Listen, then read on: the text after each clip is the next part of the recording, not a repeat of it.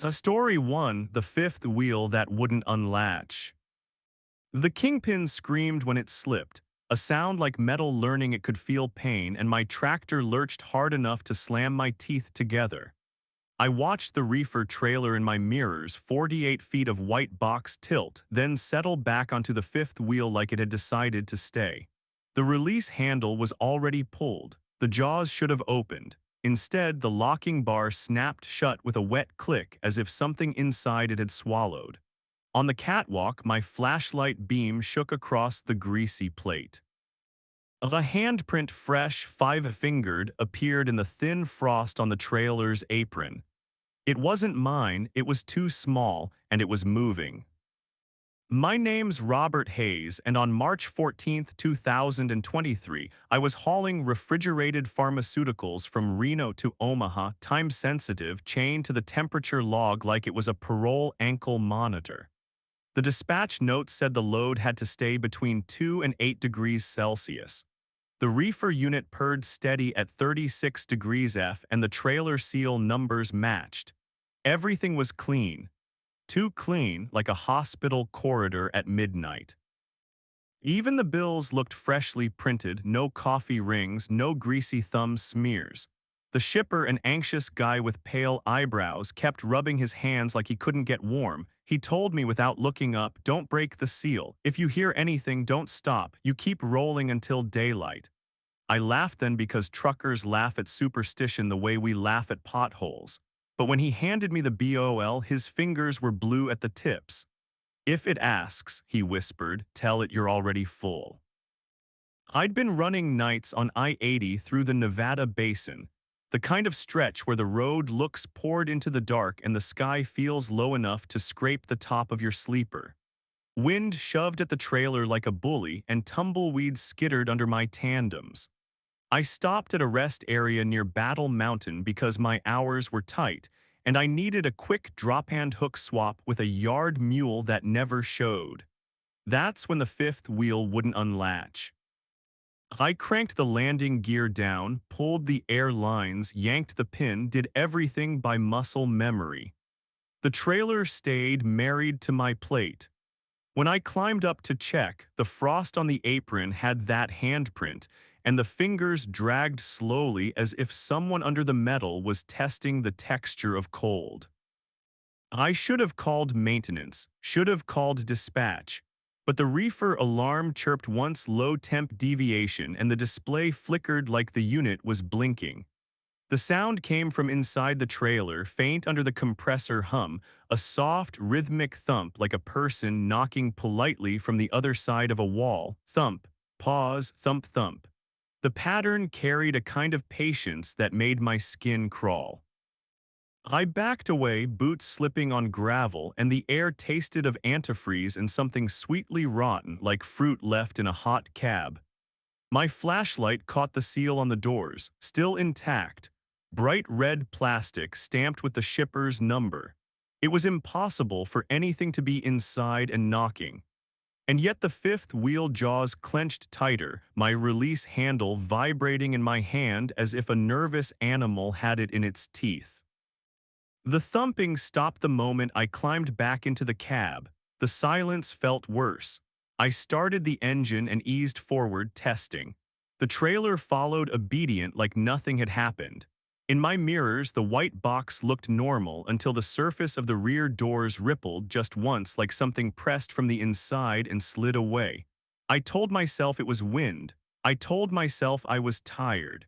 Then my CB crackled with a voice that wasn't on any channel. It came in clear, no static, like someone sitting in my passenger seat with a mic.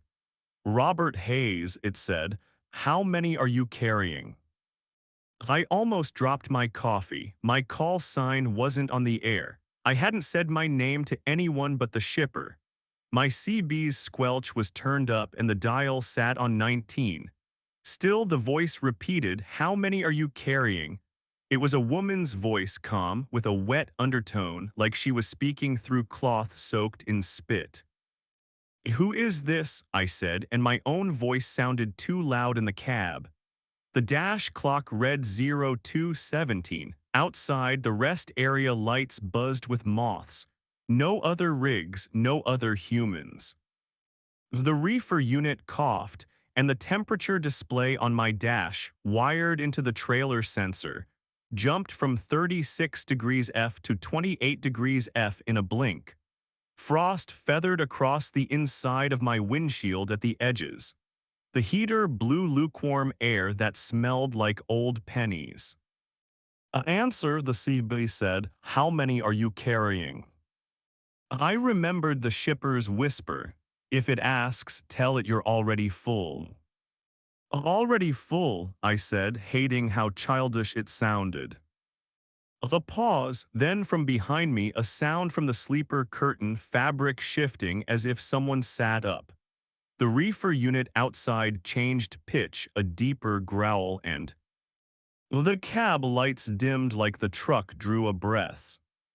So I didn't look back. I put it in gear and pulled out onto I-80s. The road swallowed the rest area like a mouth closing. The white lines flashed under my headlights, hypnotic. I kept my eyes on the lane, hands locked on the wheel. Behind the sleeper curtain, something scratched once, slow and deliberate, like a fingernail tracing my name into the wall. 10 miles later, a sign for a way station appeared, lit green, open. I hadn't seen an open way station at that hour in months. The ramp curved right, inviting.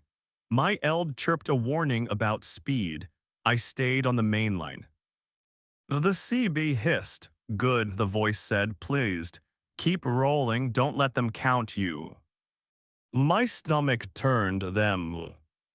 A set of headlights appeared in my mirrors, closing fast. Not a car, a rig. Its marker lights were wrong, too many, arranged in a circle like a crown. It rode my bumper so close I could see the shape of its grille, not chrome but something matte and black like burnt bone. No company logo, no dot numbers. The cab was tall, stretched, the windshield a dark slab. The headlights weren't white. They were the color of old bruises. I switched my CB to 21, then 10. The voice stayed with me no matter the channel, no matter if I turned the knob all the way down. It seeped through the speaker like water through a cracked seal. They smell you, it murmured. They smell the cold. My reefer temp dropped again, 24 degrees F, then 18 degrees F. The pharmaceuticals were freezing. Ice crystals would ruin the lot. I should have pulled over and shut the unit down, checked the fuel, adjusted the thermostat. But the black rig behind me surged closer, and I could feel its presence like pressure on my spine. A reflective mile marker flashed, 247. I thought of the example people tell in truck stops, the ones that make you laugh until you're alone on the road. Mile marker 247, the number that shows up in stories like a bad penny. The sleeper curtain bulged outward as if a shoulder pressed against it from inside. My throat tightened. I hadn't picked up a hitchhiker. I hadn't let anyone in. The curtain fell back. Something breathed, a shallow inhale that smelled of cold meat. I drove faster. The black rig's headlights filled my mirrors and then it moved left, attempting to pass. As it drew alongside, my cab filled with a vibration that wasn't from my engine. The air thickened. My ears popped. I risked a glance. The driver's seat in that other cab was empty. No hands on the wheel, no silhouette. The cab interior was lit dim blue like moonlight underwater. The steering wheel turned on its own, correcting, and in the passenger seat pressed against the glass was a face. It was a child's face, pale and swollen, lips cracked, eyes open too wide. Frost rhymed its eyelashes. Its mouth moved, forming words I couldn't hear. My reefer unit screamed a high alarm. The temp read 12 degrees F. The child's face turned toward me, and its eyes rolled back, showing only gray. It smiled, and the skin of its cheeks split as if it was too tight. The black rig accelerated, cutting in front of me so close my hood dipped. Its taillights, those circular markers, glowed like embers. I hit my Jake brake, the engine roaring, and my trailer fishtailed slightly. The steering wheel jerked in my hands like it wanted to follow. On my dash, the GPS map flickered. The route line rerouted itself, drawing a loop off the highway into a patch of blank desert. No road name, no exit number, just a pale line curling like a hook. Ahead in the darkness, an exit sign appeared that hadn't been there before: cold storage facility. Next right, the letters looked wet. My mouth went dry. There was no cold storage facility out here. I'd run this route for years. The CB voice softened, almost tender. "That's where your load belongs," it said. "That's where you belong. Don't break the seal. Don't make it hungry." The sleeper curtain twitched. A small hand pressed against it from inside, fingers splayed. The fabric darkened around it with moisture, like the hand was sweating thaw water. I made a decision that felt like ripping off my own skin. I reached behind the seat, grabbed the bolt cutters I kept for emergencies, and held them like a weapon. Then I swerved toward the exit. The ramp curved down into a valley that shouldn't exist. The air temperature dropped so fast my breath fogged thick. My headlights illuminated a road surface that shimmered like ice, though the asphalt was dry. The black rig was gone. In its place up ahead was a chain-link gate standing open, flanked by two floodlights that didn't cast light so much as reveal. Beyond the gate sat a warehouse, low and wide, with no windows. The building looked poured from concrete, seamless like a bunker. No signage except a single word painted above a roll-up door: count. As I stopped on the gravel, heart hammering, the reefer unit had gone quiet. The silence pressed in. I could hear faintly the ticking of my cooling engine and something else, shuffling footsteps on metal. My trailer doors were still sealed, but the rear of the trailer bulged outward subtly, like something inside leaned against it. The CB clicked. "Open," the voice said. "Let them count you." I killed the engine. The cab lights died. Darkness swallowed me, and in that darkness, behind the sleeper curtain, the scratching started again, faster now, like nails on fiberglass. The curtain rippled as if something was crawling. As I whispered, "Already full." Well, the scratching stopped. As outside, the floodlights flickered. The warehouse roll-up door began to rise with a rattling grind. Cold air spilled out, thick as fog, crawling along the ground. In the fog, shapes moved, tall, thin, too many joints, their heads cocked like curious birds. My hands shook so badly I dropped the bolt cutters. They clanged on the floorboard, loud in the dead cab. A shape approached my driver's side window. I couldn't see it clearly, only the outline, but I felt it the way you feel someone staring. The glass frosted over in a bloom. Through the frost, a fingertip traced a circle, then a number, 1. Then another circle, 2. As it was counting. As I slammed the door lock down, pointless. The handle rattled as if tested. The frost on the glass thickened, and the number 3 appeared, then 4, then 5, each etched with a nail. The sleeper curtain pulled back. Something leaned forward from my bunk, close enough that I smelled it: freezer, burn, and bile. A whisper in my ear, not from the CB, not from the speaker, but inside my skull. "You said full," it breathed. "Full means you're mine." The pain lanced through my jaw, sharp as a tooth cracking. My molars ached, then burned cold.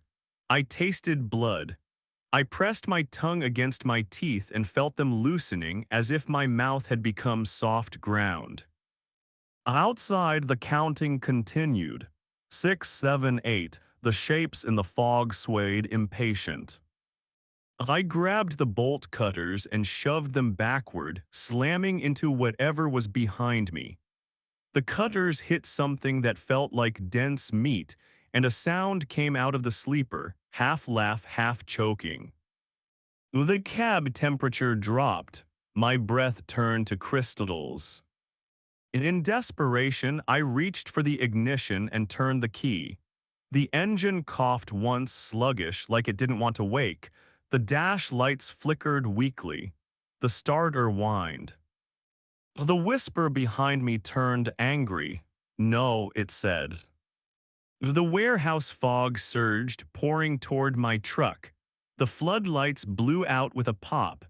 Darkness became physical, pressing against the windows.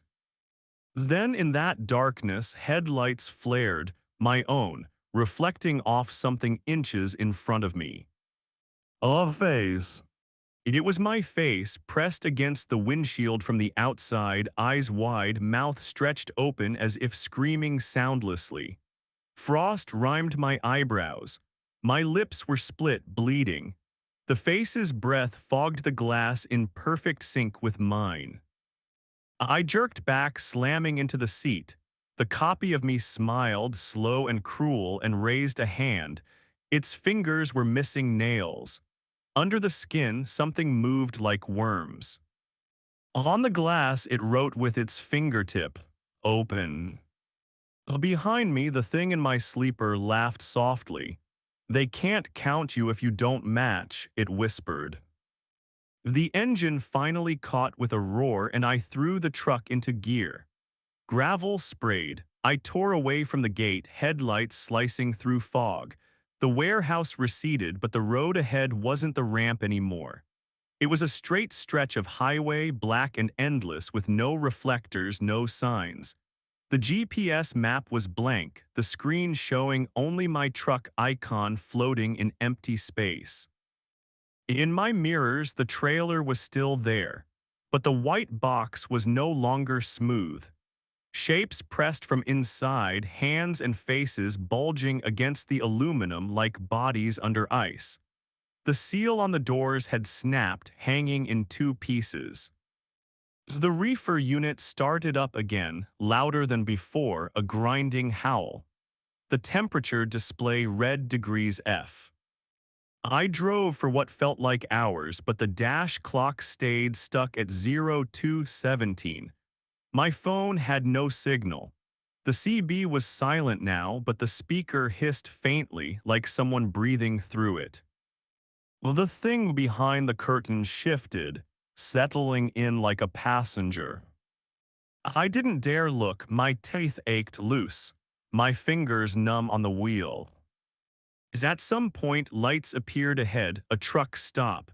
Bright, normal, a promise of people, I almost cried. The sign read Petro and I recognized it, outside Wendover near the Utah line. Relief hit me so hard I felt dizzy. I pulled in, parked among other rigs. Engines idled, voices carried, life. As I got out, legs shaky, and walked to my trailer. The reefer unit's howl had stopped. The air behind the trailer was bitter cold. The doors were unsealed now. The red plastic was gone. The latch handles were rimed in frost. As I stared at them, throat tight, I didn't want to open them, but I had to know. If my load was compromised, I'd be ruined.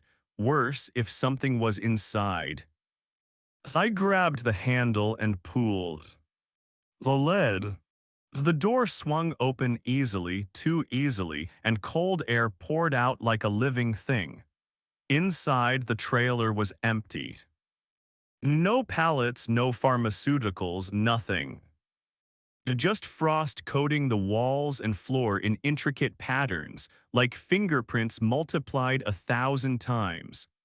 And at the very front of the trailer, pressed into the ice, were 10 numbers neatly carved as if counted long ago, 1 through 10. A voice spoke behind me close to my ear. "See," it said, using my own voice. "Already full." A light turned. Across the lot, in the reflection of the truck stop's window, I saw myself standing there. Except the other me smiled too wide, and behind his eyes was the dim blue light of that empty rig. As I ran into the truck stop, shouting for help, for police, for anyone, people stared.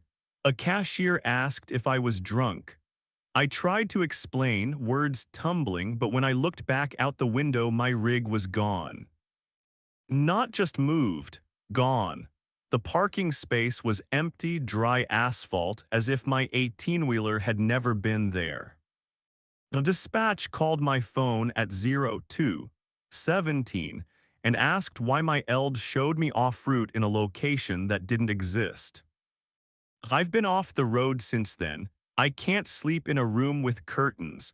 I can't stand the hum of a refrigerator. And sometimes at exactly 02:17, my teeth ache with cold and my phone buzzes with a call from my own number. I never answer.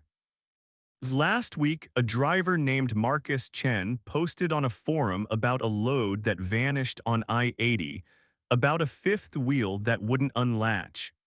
He wrote that he found frost handprints on his trailer. Under his post from an account with no profile picture, someone commented one sentence. How many are you carrying? As asterisk story 2, the load that radioed back from next week. The reefer unit wasn't running, yet my cab filled with the smell of diesel exhaust and scorched oranges, and the temperature gauge on the trailer line climbed like a fever. I watched the needle pass 40 degrees F, then 50, while the night outside was below freezing. My radio crackled, and a dispatcher's voice I recognized, Patricia Sullivan, said my name with a sob in it. "Elias," she whispered, "don't take the call, don't answer me, I'm not supposed to be here yet." My name is Elias Navarro, and on November 2nd, 2024, I was hauling frozen poultry from Amarillo to Chicago, a simple run with a tight appointment time. My company used a private dispatch line that recorded everything. Patricia had been my dispatcher for 8 months, sharp as a tack, the kind who remembered your kids' names and your preferred fuel stops. She never called after midnight unless something was wrong. At 01:06, my handset lit up with her ID and my stomach dropped before I even answered. The road was I-44, the section where the wind cuts across Oklahoma like a blade. My wipers squeaked on dry glass because the air was so cold it made the rubber stiff. "Oh, Patty," I said. Silence, then the sound of breathing, ragged, like she'd been running. In the background, a siren wailed. "Elias," she said again, and her voice was wrong, too close, too raw, like she was speaking into my ear instead of through a speaker. "Listen, you're going to see a sign that says mile marker 173. There's going to be fog. You're going to think it's road construction. It's not. Whatever you do, don't stop and don't check your load. If you open the doors, it remembers your face." My hands tightened on the wheel. "What are you talking about? Where are you?" A sound like paper tearing, then a wet cough. I'm calling you from next Thursday," she said, words trembling. "You don't believe me, I didn't either, but I watched the footage. I watched you die. You have 7 minutes." I laughed once, sharp, involuntary. "Patricia, are you okay? Are you drunk?" "God, I wish," she whispered. "Your trailer is empty right now. You don't know it yet. They already took it. They're going to make you open it anyway. They're going to make you look." The line crackled. For a moment, the voice shifted deeper, layered with something else, like multiple mouths speaking at once. "Answer her," it murmured. "We need you to confirm delivery." My reefer temp alarm beeped and the gauge jumped again. The trailer should have been at 0 degrees F, hard frozen. Instead, it read 58 degrees F and rising. Sweat broke out under my cap despite the cold. I checked my mirrors. The trailer rode steady, marker lights glowing red, no sign of trouble.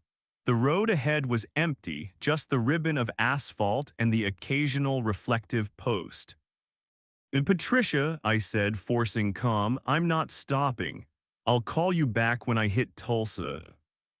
No, she said, if you hang up, it calls you instead, and it uses my voice, don't. The call dropped. The cab went quiet except for engine hum.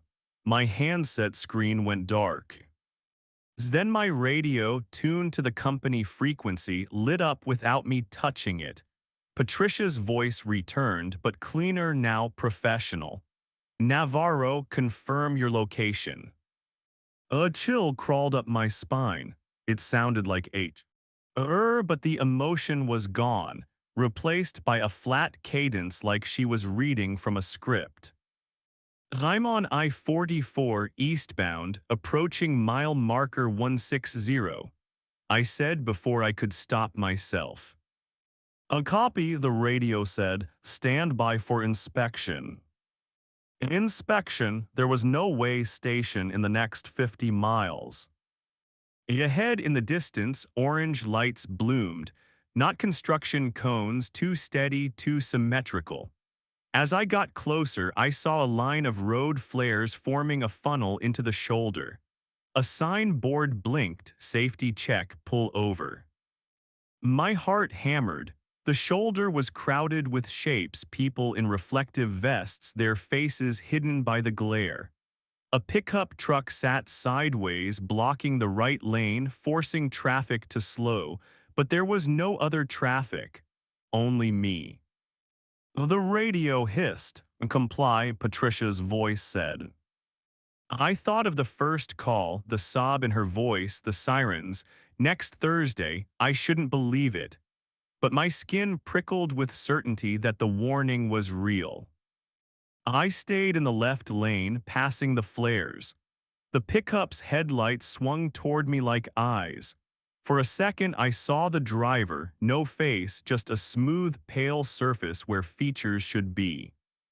My trailer lurched. The whole rig shuddered as if something heavy shifted inside. The reefer temp dropped abruptly to 32 degrees F, then 20. My dash lights flickered. In my mirrors, the trailer doors bulged outward, then snapped back. The radio screamed with static, then Patricia's sobbing voice returned, the future one. You didn't stop, she gasped, relieved and terrified. Okay, that buys you time. They're angry now. You have to make it to the bridge. The old bridge over the Arkansas River. You have to cross before the time changes. What bridge? I shouted at the radio, but the wind stole my words. The highway signs ahead were wrong. The exit numbers were scrambled, painted over. One sign read Chicago 1 mile. Impossible. I was still in Oklahoma.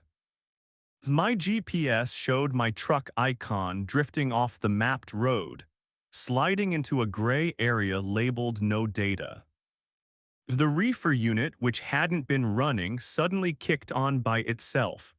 The sound was violent, a grinding mechanical howl that vibrated through my seat. The temp gauge plunged below zero again. Frost crept along the inside of my side windows. I smelled poultry, raw, bloody, like a butcher shop left open. But the load was frozen, it shouldn't smell. A voice came from the sleeper, low and amused. He answered, it said, not Patricia, not human, he confirmed. I whipped my head, but the sleeper curtain hung still. Empty. My radio clicked. Navarro, Patricia's flat voice said, stop your vehicle and open the trailer for inspection. As I tasted bile, my hands shook. I was alone on an empty highway and something with authority was ordering me to pull over. In trucking, you pull over for dot, you don't play games. But the inspection crew hadn't had faces. I drove faster. The fog appeared at mile marker 173 like Patricia had promised, rolling in thick and sudden, swallowing the road so my headlights bounced back at me in a white wall. Visibility dropped to maybe 30 feet. The world narrowed to the lines under my hood. The radio changed. New voice, my own voice recorded. Confirm your location, it said, replaying what I'd told it. I realized then it was building a file on me, collecting pieces. In the fog, shapes moved alongside the road, pacing my rig. Tall, thin, reflective vests fluttering. I couldn't see faces, just the gleam of strips.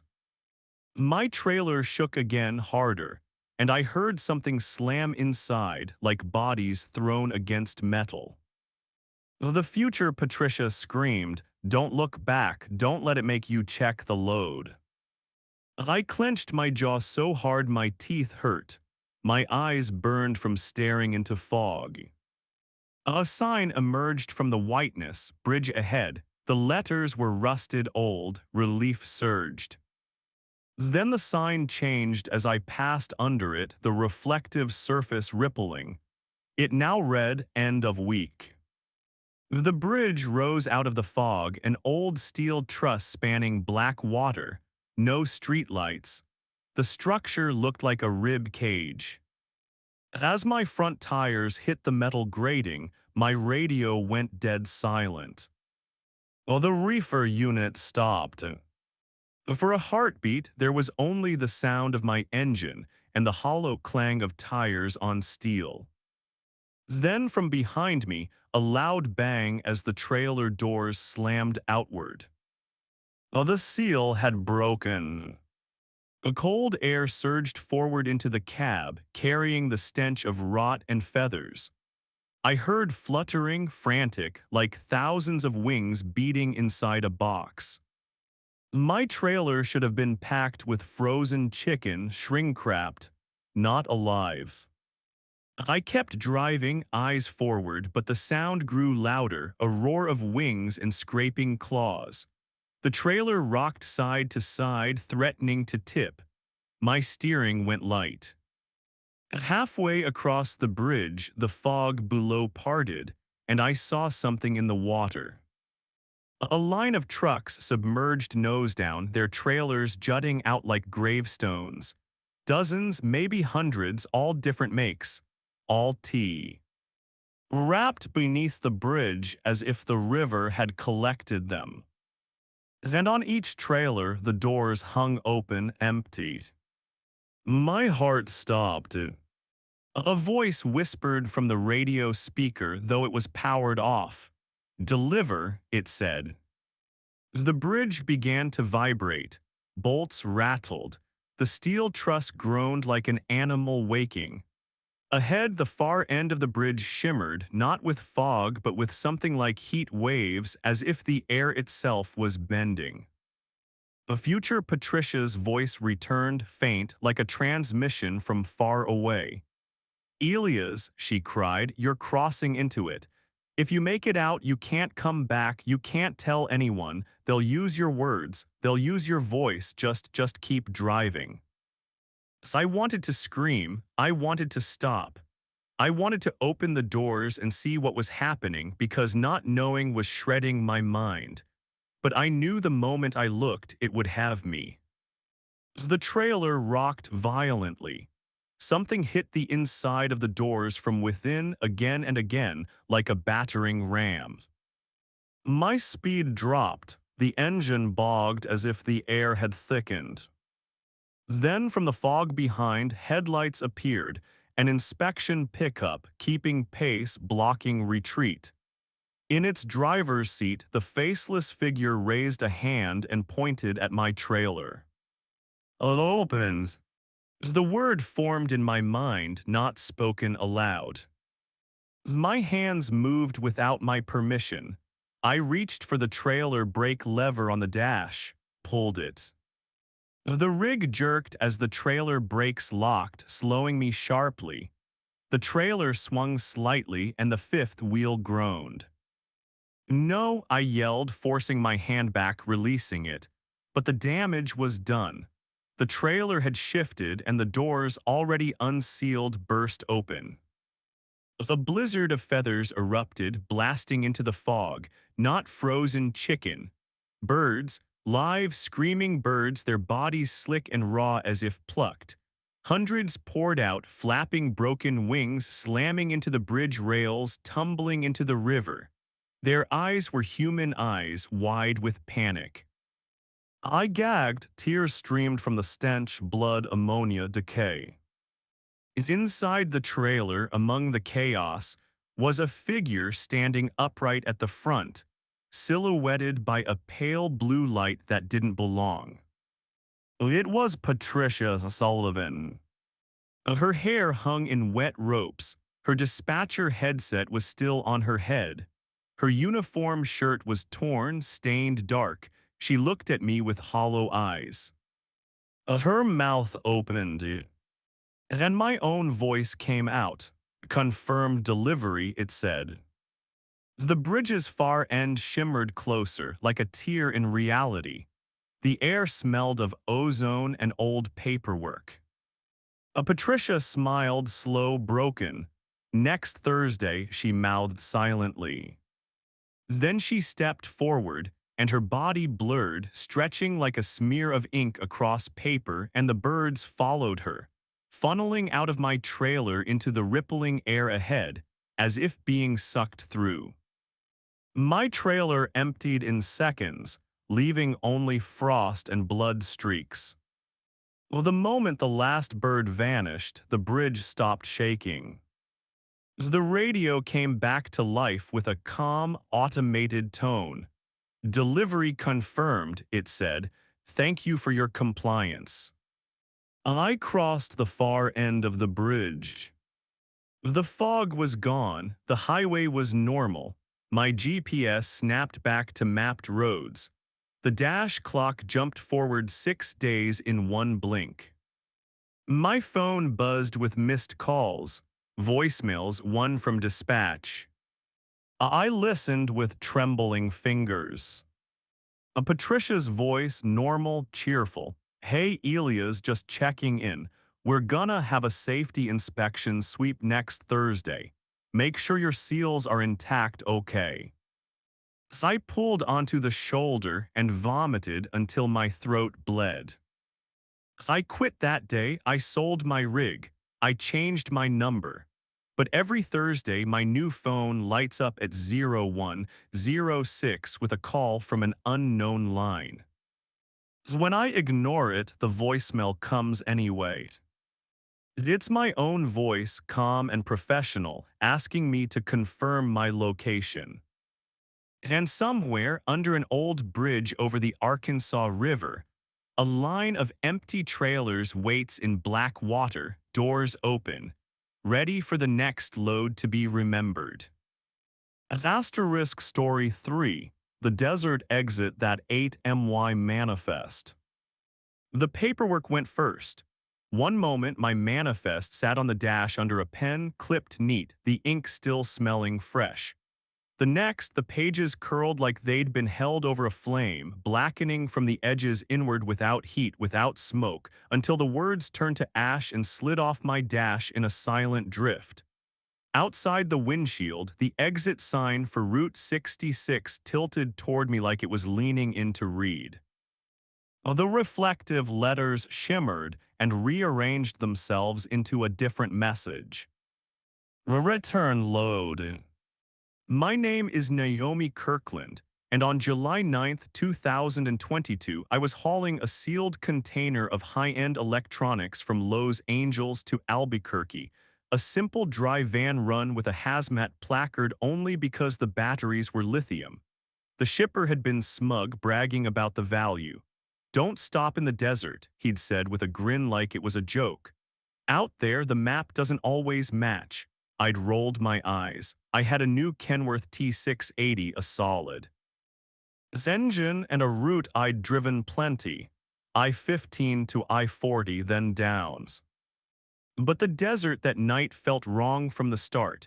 The heat didn't fade after sunset. It clung to the asphalt like breath. My tires hummed on road that seemed too smooth, like it had been freshly poured. The stars were sharp, but the sky had a faint green tint near the horizon, like distant aurora. My CB was dead quiet, which never happens on I-40. Even the usual idiots were silent. At 23:48, my ELD beeped and reset my available hours to 0 for no reason, wiping my log like I'd never driven. I tapped the screen, cursed, checked my phone. No signal. My GPS still showed a route line, but the road names were missing, replaced by blank gray bars. Well, then the manifest burned. I slapped at the ash as if I could save the words, but it smeared like soot. The BOL numbers vanished. The shipper name vanished. The consignee, the seal number, it was like someone erased my proof of purpose. As outside, the Route 66 exit appeared. I wasn't supposed to take it. My route stayed on I-40, but the exit sign lined the reflective paint moving like liquid. Return load. My stomach twisted. I hadn't missed an exit. I'd been watching. The car appeared ahead, slow, hazard lights blinking. I eased off the throttle, wary. As I got closer, I saw it wasn't a car. It was a sedan shell on cinder blocks, no wheels, sitting in the right lane like it had grown there. Its hazard lights blinked anyway, orange glow pulsing from empty sockets. I swerved around it, heart hammering, and as I passed, I saw something in the back seat. A stack of papers, fluttering as if in wind, though the windows were gone. My manifest pages. They were inside that dead sedan, as if the car had stolen them. I kept driving, but my eyes flicked to the mirrors. In the rear view, the sedan wasn't there anymore. The lane behind me was empty. The Route 66 exit came up on my right, and without thinking, I signaled and took it. The moment my tires crossed onto the ramp, the air temperature dropped 10 degrees. The heat peeled away like a layer of skin. The ramp descended into darkness thicker than the night sky, as if the desert itself had opened a mouth. My headlights illuminated a road that shouldn't exist.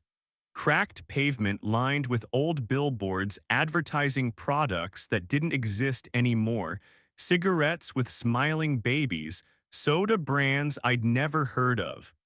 The billboards were lit from below by small spotlights that hummed. My GPS went black. The reefer, no, it was a dry van. But my trailer sensors, simple door alarms, pinged as if the doors were opening. They were, I knew, because the air behind me stayed still. The noise rose from the trailer anyway. The sound of cardboard boxes shifting, sliding, even though my load was palletized and strapped. The floor vibrated under my feet. I whispered no. The road bent and bent, looping back on itself. I could tell because the same billboard appeared twice. A smiling cartoon man holding a jar of something labeled memory. In the distance, a gas station appeared, the kind with old pumps and a flickering neon sign. Open. Relief hit me, a place, people. I pulled in, brakes hissing. The station looked abandoned up close, dusty windows, weeds pushing through cracks. But the neon sign buzzed like it had power. Inside the office, a light was on, and behind the glass I saw a man.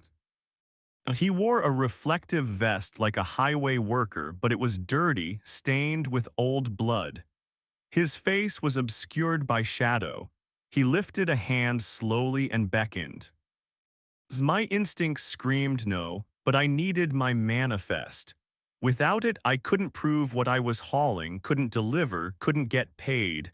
My whole job depended on paper. I stepped out of the cab and the desert air hit me like a damp cloth. It smelled of ozone and old gasoline. The silence was absolute, no insects, no wind. As my boots hit the ground, I felt a vibration through the soles, like a distant engine running underground. I walked toward the office. The man inside didn't move, just watched. When I got close, I saw his eyes reflective like an animal in headlights. He spoke without opening his mouth. The words appeared in my mind, crisp as printed text. What are you haulings? I swallowed electronics, I said aloud, voice shaky. Well, the man's head tilted, his reflective eyes narrowed. Tasho me. The thud came from my trailer hard enough to shake my truck. I spun, heart in my throat.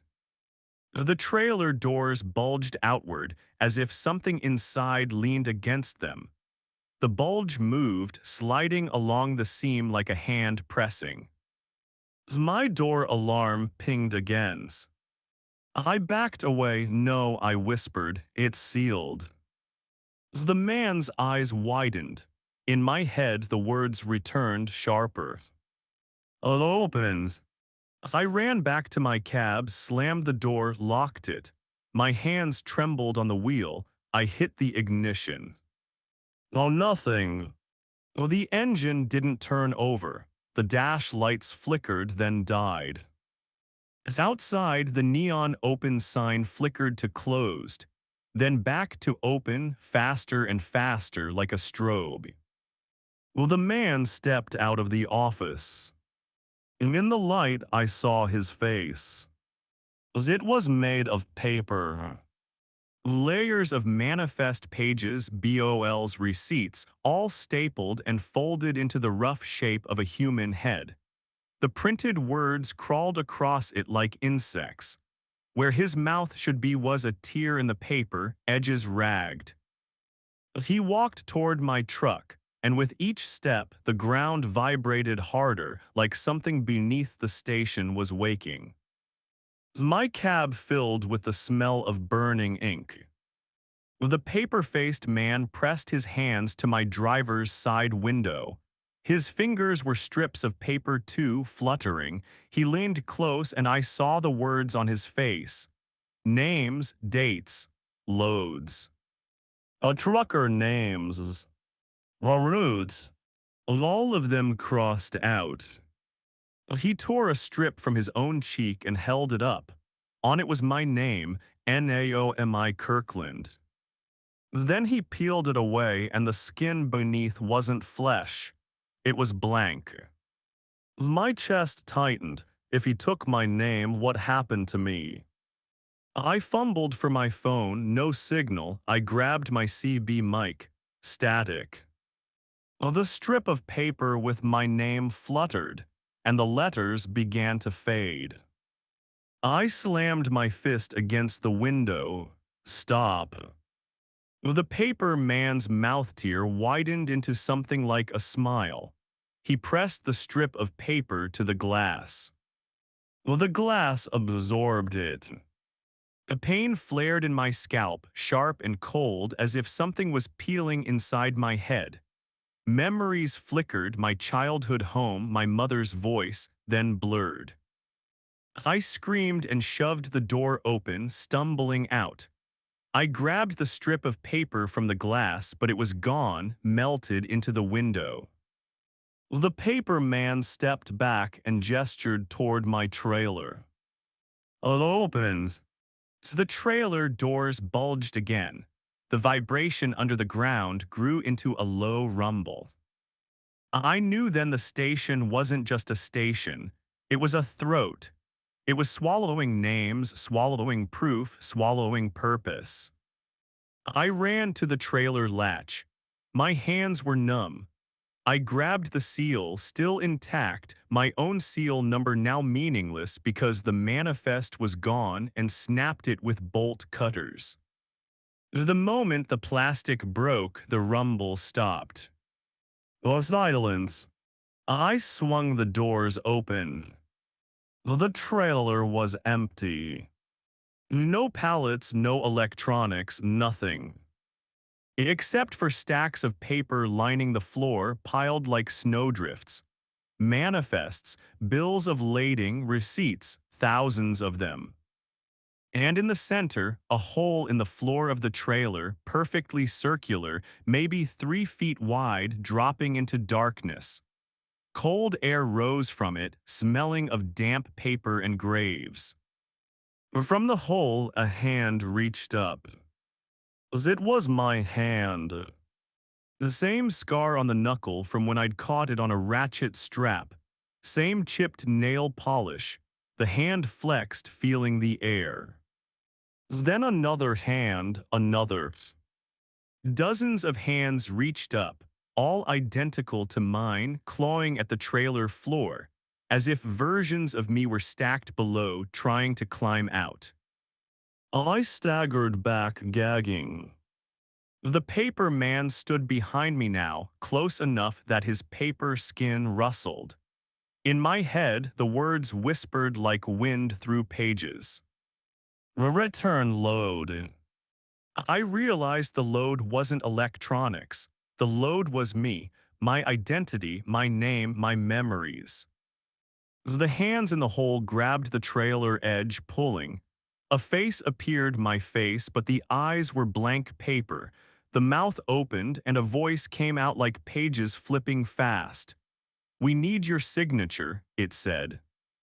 My nose is buckled.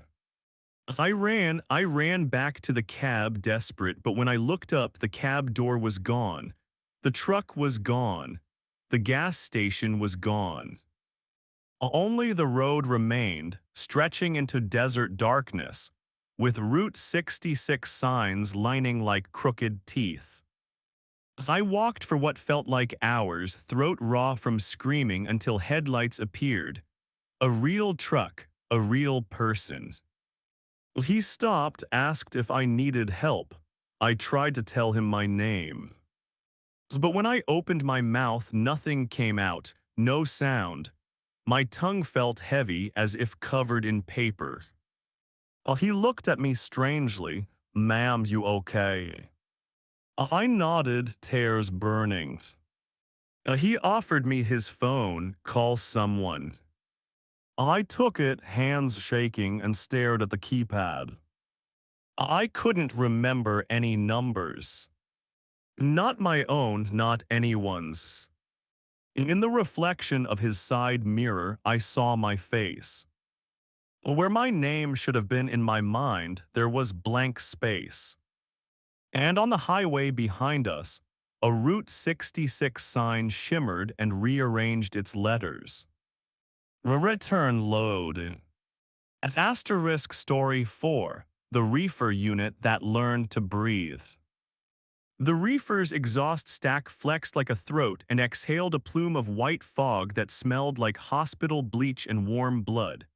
I stood on the catwalk with my wrench in hand, watching the unit's fan spin even though I'd pulled the fuse. The metal casing vibrated under my palm in a way that felt disturbingly organic, like a chest rising and falling. When the fan slowed, it didn't coast to a stop. It paused like it was listening, then spun faster, and a wet, satisfied sigh came out of the vents. My name is Dominic Fairbanks, and on January 18, 2025, I was hauling a sealed reefer load of donor organs from Dallas to Denver. The paperwork was thicker than usual. Stamped with urgency, signed by people who didn't make eye contact. The shipper's representative, a woman in a white coat, told me the temp had to stay at exactly 39 degrees F, not 38, not 40, exactly 39. The unit is calibrated, she said. Do not override it. Do not shut it off for fuel. If it alarms, you call this number. She slid me a card with a number printed in gray like it had been photocopied too many times. The digits made my eyes ache. I took I-35 north, then cut west on I-70 through Kansas, night swallowing the flat fields. Snow fell in thin, dry flakes that looked like ash in my headlights. The reefer unit hummed steady the way a machine should, But around midnight, somewhere near Colby, the hum changed. It got deeper, like a person clearing their throat. My dash temp read 39 degrees F. Perfect. Yet the air in my cab felt damp, like I'd been breathing in a locker room. A faint smell seeped in through the vents, copper and antiseptic. At 0047, my reefer alarm chirped once. The display flashed, breathing mode. I blinked, sure I misread. Reefer units don't have breathing mode. I pulled into a Love's to check. The parking lot was half full, engines idling, normal life. I felt stupid for being spooked. On the catwalk, the reefer unit's casing was warm under my hand. Too warm. I popped the access panel. Inside, the wiring looked normal until I saw something pulsing between the harnesses. A vein. A thin, translucent, threaded through the metal like it belonged there, pumping dark fluid in rhythm with the unit's fan. As I jerked back, wrench clanging on the catwalk. The unit sighed again, a sound like relief. The temp display on the unit's control panel flickered, then showed words in blocky letters. Feed. My mouth went dry. I reached for the fuse box and yanked the main fuse. The fan stopped. For 2 seconds. Then the unit started anyway, fan spinning, vane pulsing faster. The exhaust stack flexed, and the unit exhaled a thick fog that crawled along the catwalk and wrapped around my boots like fingers. As I stumbled back, heart hammering. The fog was cold and wet, and when it touched my skin, it tingled like numbness before pain. From inside the trailer, a sound, a slow, heavy thump like something large shifting. The trailer was sealed. It contained organs packed in coolers. It shouldn't thump. I forced myself to climb down and walk to the trailer doors. The seal was intact, yet the metal of the doors bulged outward slightly, then relaxed like a lung. My reefer unit's display changed, 39 degrees F, perfect. Then beneath it, smaller text, thank you. I backed away, breathing hard. My mind searched for rational explanations, condensation, wiring insulation, hallucination from fatigue. But the fog around my boots smelled unmistakably like blood. As I climbed back in the cab and locked the doors like that mattered. I called the number on the gray cards. It rang once. As a man answered, voice flat. Keep it at 39, he said before I spoke. My unit is something's wrong, I stammered. There's tissue in the wiring, it's breathing. The silence, then do not stop again, do not open the trailer. If it asks to feed, tell it it's already fed. A cold sweat broke out. What is it? It's a transport, the man said, as if that explained everything. It moves what needs moving. Sometimes it grows attached. The line went dead.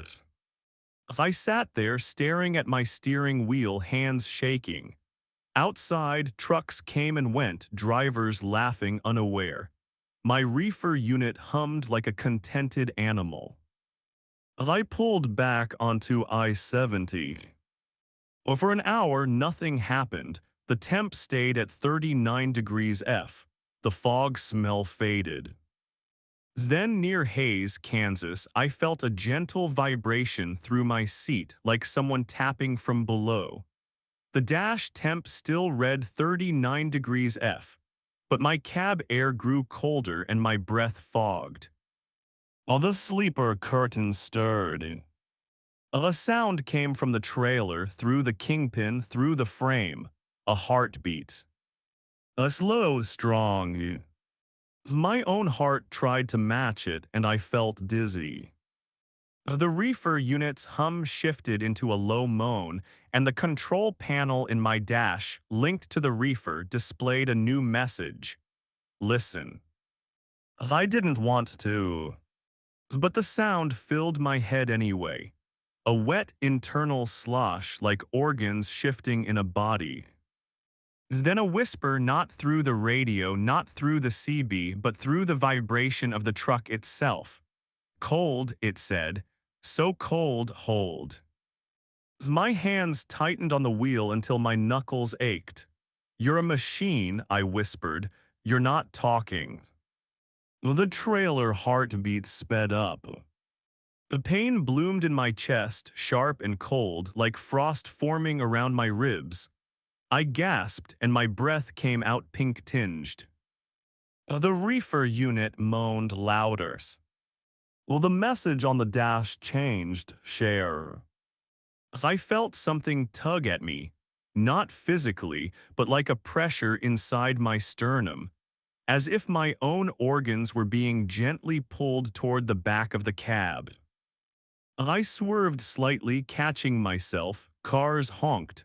I blinked hard, trying to clear my head. A sign flashed, rest AR. OVA2 MILES. I didn't want to stop, but my vision tunneled and my chest pain worsened. If I passed out at the wheel, I'd kill someone. I took the exit. The rest area was empty, snow swirling under the lights. I parked, engine idling, reefer humming. The moment I stopped, the trailer heartbeat became loud enough to hear outside.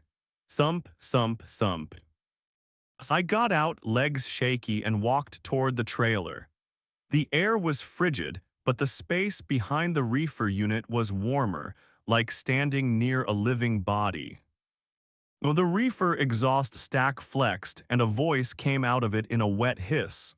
Feed, it said. I staggered back. Already fed, I whispered, remembering the man on the phones.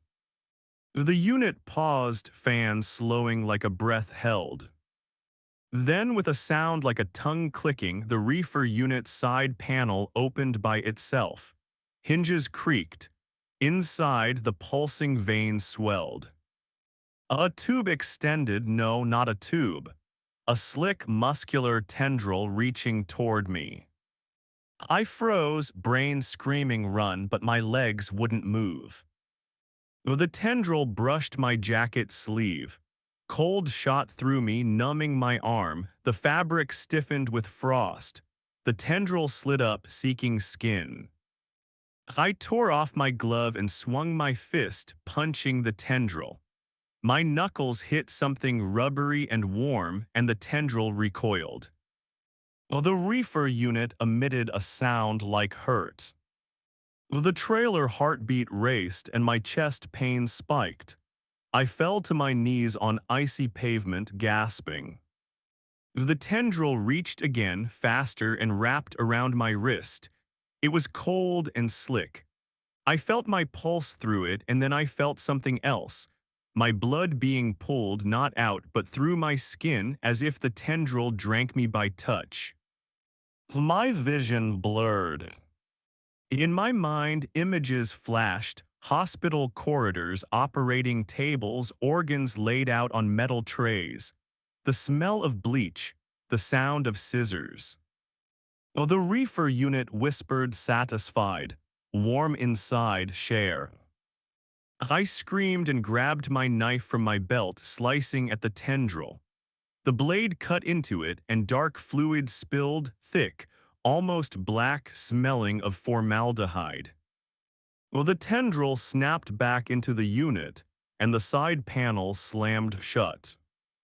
The reefer fan spun wildly, and the exhaust stack belched fog that wrapped around my head, choking me. I coughed, tasting blood. The trailer doors bulged outward, then in, like lungs. The heartbeat synchronized with my own until I couldn't tell which was mine.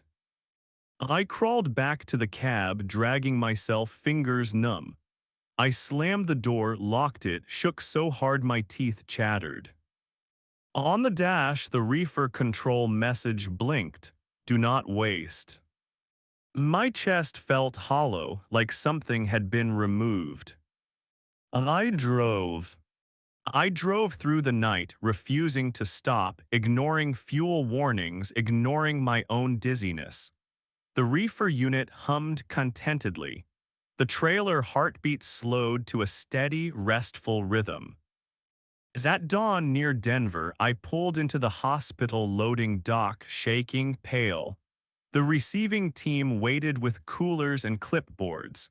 They looked tired, grim. A doctor in scrubs approached my trailer with a seal cutter. No, I croaked, grabbing his arm. Don't open it.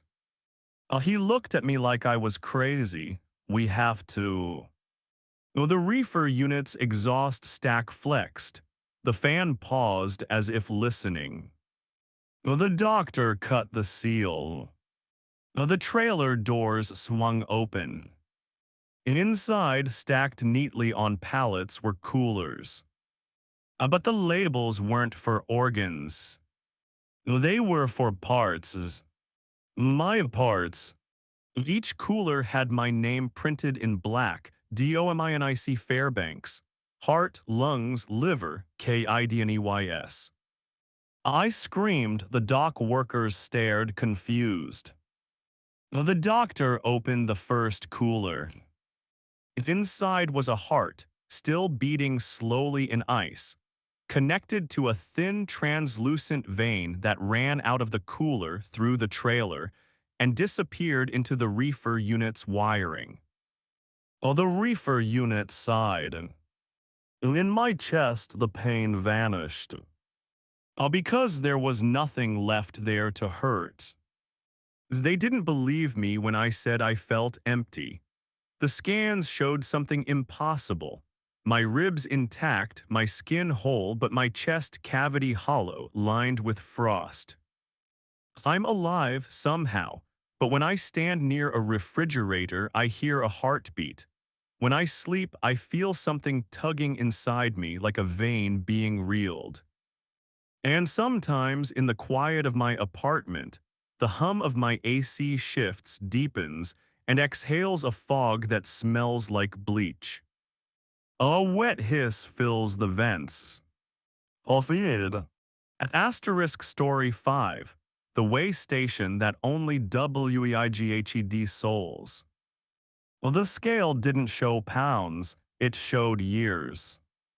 I rolled onto the platform at the Nevada border expecting the usual green light and a bored dot officer. Instead, the digital display flashed 36, then 35, then 34, dropping with each inch my steer tires crept forward. My stomach clenched. I was 36 years old.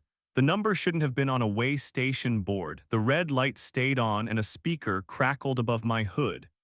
Driver, a voice said, exit your cab, bring your logbook and your regrets. My name is Jun Park. I was hauling a flatbed load of steel coils from Salt Lake City to Sacramento on October 28, TW. 2021. The coils were chained down with 12 binders, each one torqued tight, the kind of load that will kill you if you slack off. I'd been on I-80 all night, fighting fatigue, chewing sunflower seeds until my jaw ached. When the way station sign lit up open, I groaned. I didn't have time for an inspection. But the place didn't look like any way station I'd seen. The lights were dimmer, a sickly yellow, and the building behind the scale was too tall, the windows too narrow. The lot was empty of other trucks.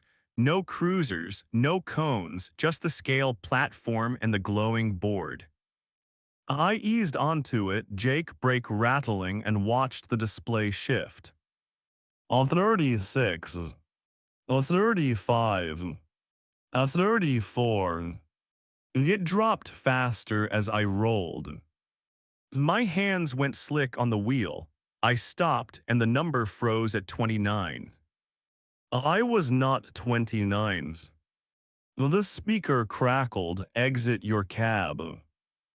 I considered punching it and driving off, but my trailer chains groaned, and I felt a strange heaviness settle over my rig, like gravity had increased. The engine labored at idle. My tack needle trembled. Though the speaker again, softer, bring your logbook and your regrets. Well, regrets. A cold sensation crept up my spine. I thought of the wreck 3 years ago in Wyoming, the Prius that spun under my trailer in a whiteout. I hadn't been speeding, I hadn't been drunk, but I'd been tired. Looked down at my coffee for 1 second. The sound of metal folding still lived in my ears. I grabbed my logbook, paper old school, because I didn't trust the eld and climbed out. The air outside was still too still. No wind, no highway noise, despite the interstate only 100 yards away. A door on the way station building opened, and a man stepped out. He wore a dot uniform, but it hung wrong on his frame, too loose, like it was draped over a mannequin. His face was shadowed under a brim. In his hand, he held a clipboard. Driver Jun Park, he said without checking the paper. His voice was dry like dust. Step forward. I hesitated. How do you know my names? He lifted his head slightly, and I saw his eyes. They were weighed down eyes, sunken, rimmed with dark circles like he hadn't slept in decades.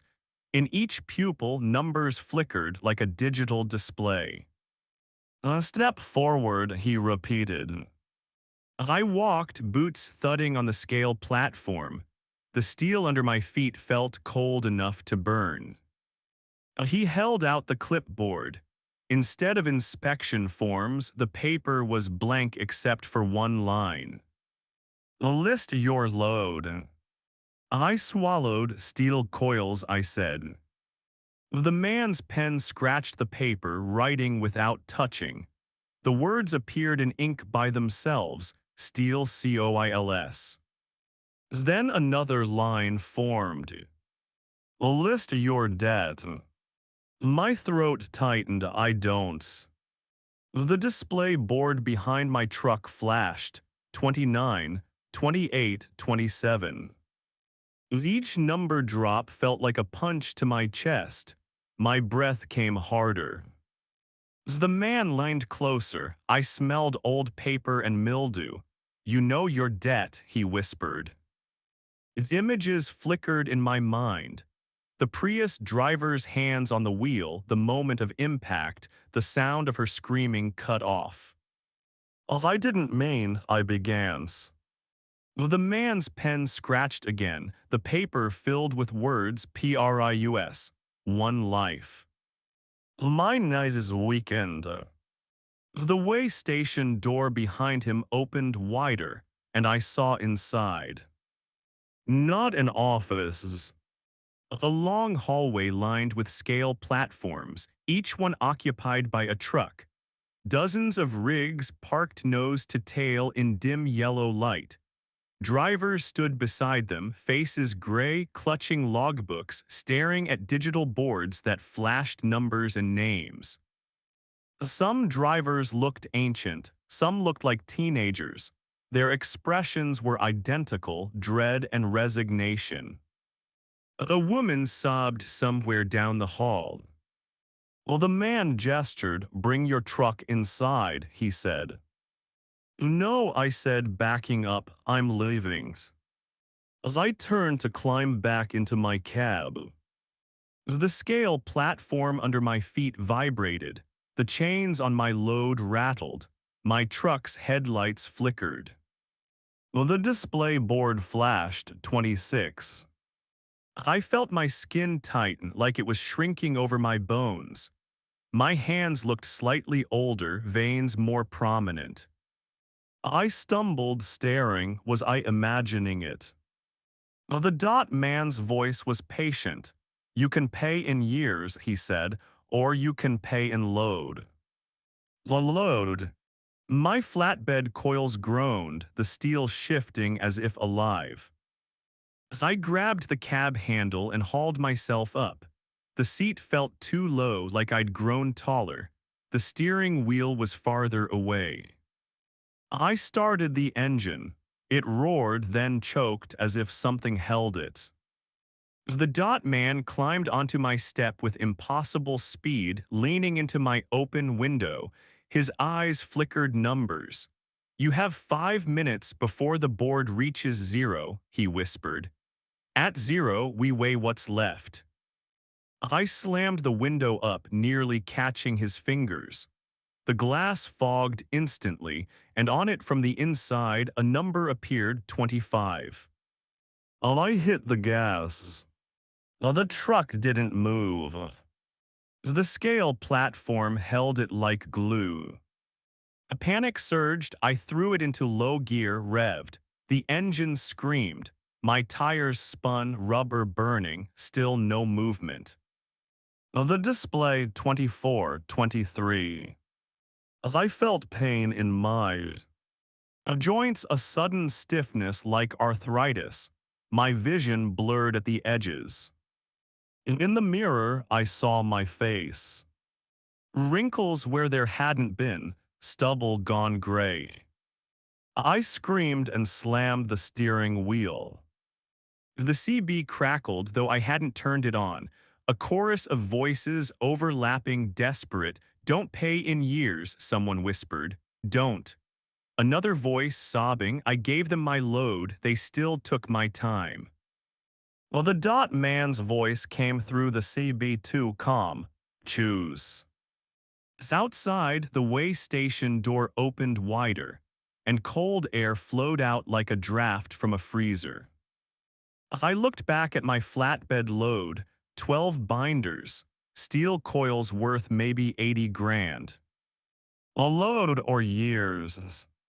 As if I gave them the load, my company would fire me. I'd be bankrupt. But years were my life. The display flashed 20. As I felt my hairline itch, I reached up and pulled my cap off. My hair was thinning. A sob broke out of me. "Take the load," I whispered. The moment I said it, the chains snapped. Not one by one, all at once, like a gunshot chorus. The steel coils rolled, but not off the trailer. They rolled upward against gravity, sliding toward the way station building as if pulled by a magnet. They scraped, shrieking, metal on metal, sparks flying. My truck rocked as the weight shifted. The coils slid off the flatbed and into the open doorway, disappearing into the dim hall like offerings. The display board froze at 20. I gasped, relief and horror mixing. My truck suddenly lurched free of the scale. I slammed the accelerator, tires gripping. The rig shot forward off the platform. In my mirror, the way station building swallowed my steel coils silently. The doorway closed. The board's number resumed dropping. 1918. Not for me. For the next driver. I drove without stopping until dawn, heart racing, hands aching with age that wasn't mine. When I finally pulled into a rest area, I checked my face again. I looked like I'd aged a decade. The board had taken years anyway. Not all, but enough to mark me. My phone buzzed with a voicemail from my company. "Jun, where are the coils? We lost tracking. Call us back." I didn't. It's because when I looked at my logbook, new entries had appeared in my handwriting, dated years in the future. Routes I'd never driven. Loads I'd never hauled. And on the last page, in ink so dark it looked like dried blood, one line. "Next weighing's when you die." Story 6, the double that took MYCDL. My own truck pulled up beside me at the pump, same company decals, same dents on the bumper, same cracked bug deflector, and the man who stepped out had my face. He nodded at me like we were old friends, then held up a laminated card between two fingers. My CDL, my name, my picture. Except the eyes in the photo weren't mine. They were too flat, too reflective, like a camera lens. Marcus Chen, the clerk's voice called from inside the truck stop, reading off the loudspeaker. Driver Marcus Chen, report to the front. Your account has been flagged. My name is Marcus Chen. Not anymore. On May 6, 2024, I was running a regional route in Pennsylvania, hauling paper rolls from Scranton to Harrisburg. I was tired, running behind, and I pulled into a pilot outside Carlisle to fuel. It was raining hard, the kind that makes the lot shine like black glass. My wipers slapped and the diesel smell was thick. I parked at Pump 7. As I stepped out, I saw another truck backing into Pump 8. The same truck as mine. I froze, hand on the fuel nozzle. The other truck's headlights swept across me, and for a moment I saw the driver through the windshield. Me. He parked, climbed out, and walked toward me with easy confidence. He wore my company hat, my jacket, even my boots scuffed the same way. Oh, you're late, he said, voice exactly mine. Dispatch is pissed. My stomach dropped. Who the hell are you? He smiled, and the smile felt wrong on my face, too practiced. He held up the CDL card. I'm you, he said, the version that keeps the load, the version that doesn't lose time. Rain hammered on the canopy, the lot around us blurred with headlights and exhaust. No one looked our way. As I snatched for the card, he pulled it back quick. Careful, he said, this is the only thing that makes you real. My skin prickled, give that back. He leaned closer and I smelled something on his breath, cold metal and photocopier toner. Did you ever notice, he whispered, how the scales never ask for your name, they already have it? Behind me, the truck stop loudspeaker crackled again. Marcus Chen, front desk. My heart pounded. Why were they calling Marcus Chen? That was a driver at my company, a guy I'd met once at a yard, not me. The double tucked my CDL into his pocket. That's you now, he said. Marcus Chen, paper loads, short routes, no questions, you'll like it. As he turned and walked toward my truck. A panic surged. I ran after him, grabbing his arm. His skin felt like laminated plastic under my fingers. Oh, he turned his head slowly, eyes reflecting the canopy lights like mirrors. Don't touch, he said, calm. I pulled back, disgusted. He climbed into my cab and started the engine. My engine, it roared familiar. I banged on the door, get out. He looked at me through the window and mouthed one word. SIGNID. My throat tightened, signed what? Inside the truck stop, a woman stepped out, company security. I recognized her. She looked around, spotted me standing in the rain, and waved. Marcus, she called. Hey, Marcus Chen, come here. I stared at her, stunned. She thought I was Marcus. My double rolled away in my truck, headlights disappearing into rain. I ran inside, dripping, yelling that someone stole my rig. The clerk behind the counter frowned. Sir, you're Marcus Chen, he said, pointing at the screen. Your fuel card S under that name, your CDL scan says Marcus Chen. What are you talking about? I reached for my wallet. My CDL was gone. In its place was a different card. The name Marcus Chen. A photo of me. But the eyes were flat reflectives. My knees went weak. I demanded they pull the security footage. Well, they did. On the screen, I watched myself walk into the store. Alone, no double, no second truck, just me smiling at the camera, handing over my CDL. The clerk scanned it. The loudspeaker called Marcus Chen. I turned and waved. In the footage, my smile was too wide. I wasn't smiling in real life.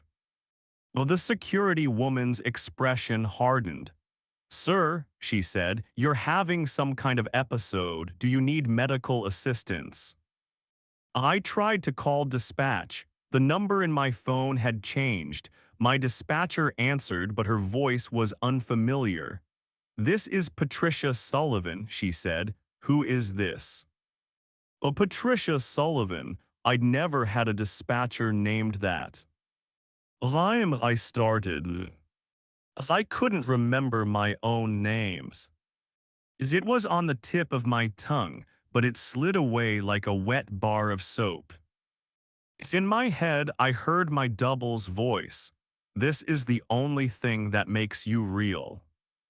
Days passed, my company insisted I was Marcus Chen. My pay stubs said Marcus Chen, my medical card, my ELD login, everything. As I tried to find my double's truck, my truck, it was still running routes according to tracking, but every time I got close, the signal jumped ahead, like it stayed one step out of time. At night, I'd dream of way stations with yellow lights and boards showing my age dropping. 1 week later, I saw my double again at a rest area on I-81. He stood by my truck, fueling, humming. I approached slowly, heart pounding. "Give it back," I whispered. He turned, and for a second his face flickered like a bad video feed. Underneath, something pale and smooth. He held up my CDL again. "You don't want this," he said. "It weighs." Weighs what?" He smiled, regrets. Behind him, the fuel pump display changed from gallons to years. I glanced down. It read 20. My chest tightened. I was 32. The number dropped to 19 as the nozzle clicked. My double watched me. "You can keep driving," he said softly.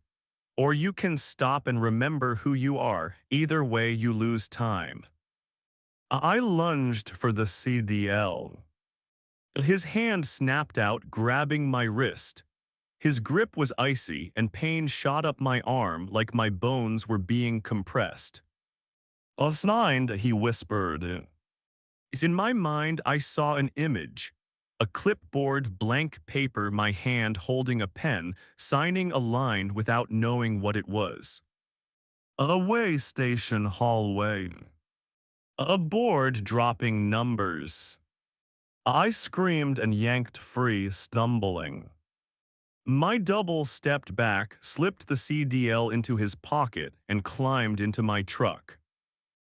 Before he shut the door, he leaned out. "Marcus," he said, using the name like a hook. "If you ever find your real name, don't say it out loud. They're listening." He drove away. I stood at the pump, shaking, watching the fuel display drop. 1817. The time draining like diesel. Now I run paper loads under Marcus Chen's name. I avoid way stations.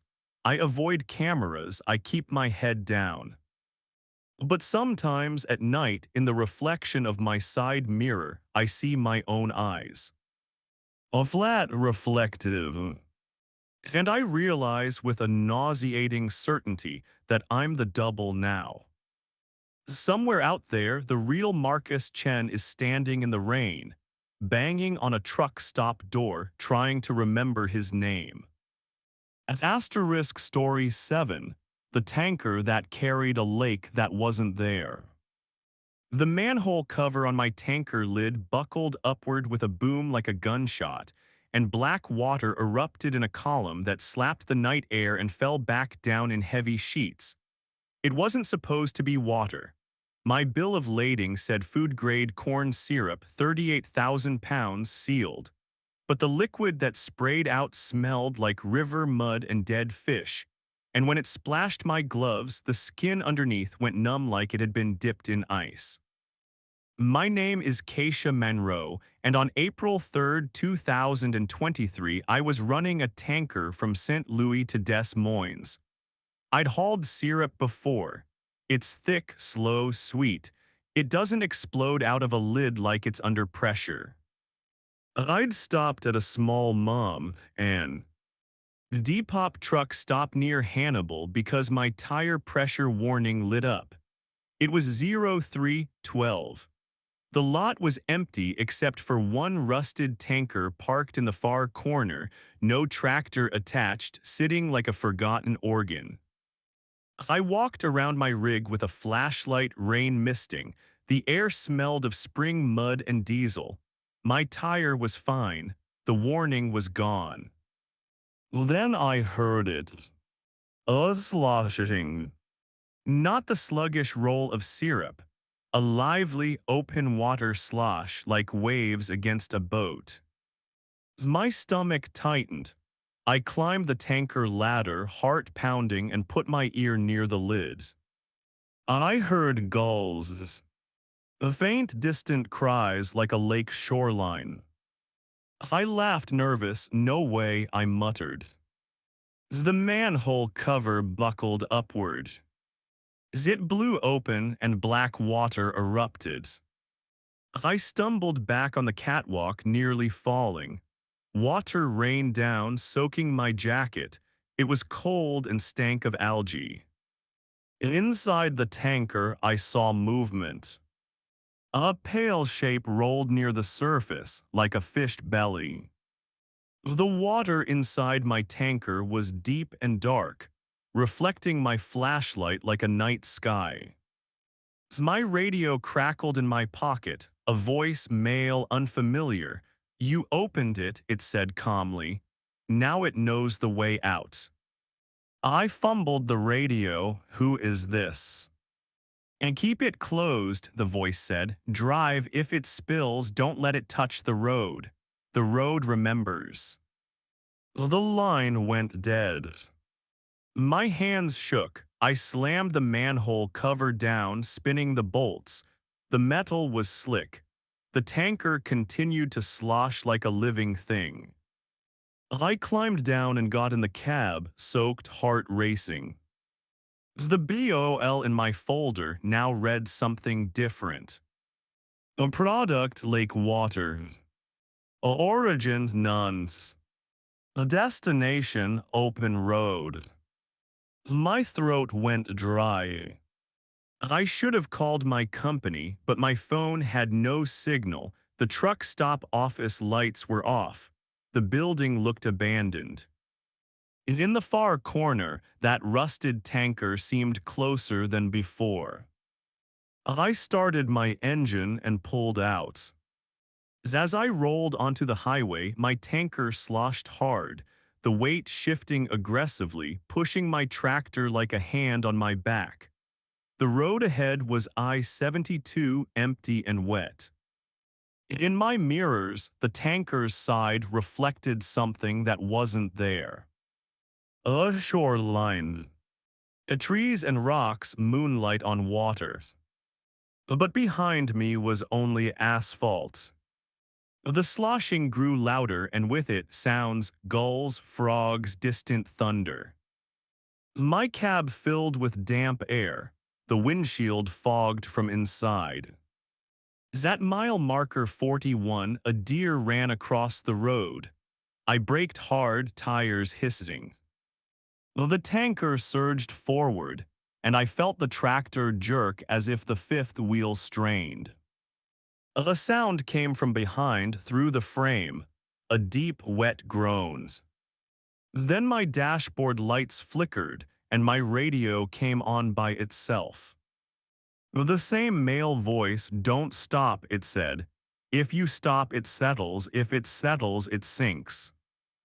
Sinks into what?" I whispered.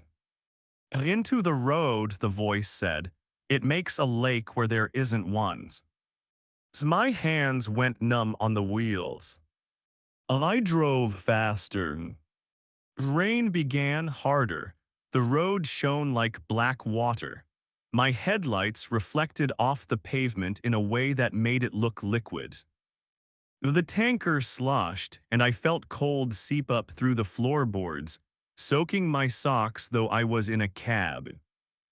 At mile marker 58, I saw something ahead. A boat. A small aluminum fishing boat, sitting in the right lane, rocking slightly as if on waves. There was no trailer, no truck, just the boat. I swerved, heart hammering, and as I passed, I saw inside it. A man sat holding a fishing rod. His skin was gray and bloated, eyes open. So dead. The rod line disappeared into the pavement, as if the hook was cast into the road itself. I gagged, bile risings. My tanker groaned again, and the cab filled with the smell of dead fish. In my mirror, the boat was gone. The pavement behind me rippled like disturbed water. I realized then my tanker wasn't carrying water. It was carrying a place. A lake that wanted to expand. My radio crackled with static and then a chorus of voices distant like people shouting across water. "Help," they called. "We're under here." As I pressed the radio to my ear, heart pounding. "Who are you?" A child's voice. "We fell in when the road turned." My stomach turned to ice. Ahead a sign appeared, "Boat ramp next exit." Impossible, this was a highway. But the sign was there, reflective, dripping. My tanker sloshed violently, and the trailer pushed me toward the exit like a current. I fought the wheel, but my hands felt weak, numb from cold. The exit ramp curved downward, and the asphalt changed texture, becoming slick dark. My headlights reflected off it like water. At the bottom of the ramp was a gate with a sign, "Lake Access." Beyond it, darkness. My radio voice returned, urgent. "If you go down there," it said, "you don't come back. It's a way station for drownings." I slammed the brakes, stopping inches from the gate. The tanker behind me surged, and I heard the manhole cover creak. The cab floor was wet now. Water pooled around my pedals. I looked down. The small fish flopped in the puddles, gasping. I screamed. The gate opened by itself, an F with a rusty squeal. My tanker pushed forward, unstoppable, like gravity had shifted. My tires rolled despite my brakes sliding. I grabbed the trailer brake lever, yanked, nothing. The handle moved loosely like it was disconnected. The radio voice whispered, resigned, "It's settling." The asphalt under my truck began to ripple. It softened, turning glossy, then dark like deepening water. My steer tires sank an inch, then two. I felt panic like a physical force. I threw the door open and jumped out, landing in ankle-deep water that wasn't rain. The road was flooding from beneath. My truck sank slowly as if into mud. The tanker groaned, metal flexing. From inside the tanker, a sound. Laughter muffled like people underwater. I ran up the ramp, slipping, water grabbing at my boots. Behind me, my rig sank deeper. The cab lights flickered, then went out. The tanker manhole cover popped open again, and black water spilled, pouring into the forming lake. The lake rose, spreading across the ramp, across the highway, swallowing the asphalt. In the water, shapes surfaced, hands, faces, bloated bodies drifting like logs. They stared at me with open eyes. I reached the top of the ramp and collapsed, gasping, soaked. When I looked back, there was no ramp. No gates. No truck. Only a stretch of dry highway. The cars passed unaware. The puddles at my feet dried instantly. My radio, still in my pocket, crackled. The male voice, calm again. Good, it said, you didn't let it touch the road. It did, I whispered. It ate my truck. A pause, then it will eventually. The road is thirsty. I quit trucking after that. But sometimes when I drive my car in rain, the pavement ahead glistens wrong, too dark, and I hear gulls. And in my rearview mirror, I see a shoreline reflected where there should only be road. Asterisk Story 8, the facility with no address. The security guard at the gate scanned my QR code and frowned. This delivery doesn't exist, he said, voice bored. Then his eyes rolled back white and his mouth opened wide enough to split the corners. A printer somewhere in the guard shack word, spitting out a sheet of paper that slid across the counter by itself. On it, in crisp black letters, was my full name, my social security number, and a single instruction. A park in Bay Zero. My name is Lyle Patterson, and on February 22, 2024, I was hauling a sealed dry van of archival records from Richmond to Pittsburgh. The load was government contract, boring, paperwork heavy. The kind of freight that comes with non-disclosure forms and escorts that never show. The consignee address was strange, just a set of GPS coordinates and the words Facility Zero. I'd laughed when dispatch sent it. What is this, Area 51? Dispatch didn't laugh, just go, they said, and don't deviate. The coordinates led me off I-79 onto a county road that narrowed into trees. My GPS showed no road name. My phone lost signal. The air grew colder and the trees lined inward, branches knitting overhead like ribs. At the end of the road was a fence and a gate, lit by one buzzing floodlight. The guard shack looked new, too clean. The guard inside wore a uniform with no patches. He scanned my code. This delivery doesn't exist, he said. Then his eyes rolled back. The printer word. A park in Bay Zero. My skin prickled. Are you okay? I asked. He blinked, eyes normal again, and smiled like nothing happened. Proceed, he said. The gate opened. Inside was a yard with rows of loading docks, each marked with a number. 1, 2, 3, up to 12. But at the far end, beyond the lit docks, was a dark bay door with no number. A void. As I drove deeper into the yard, my headlights swept across parked trailers.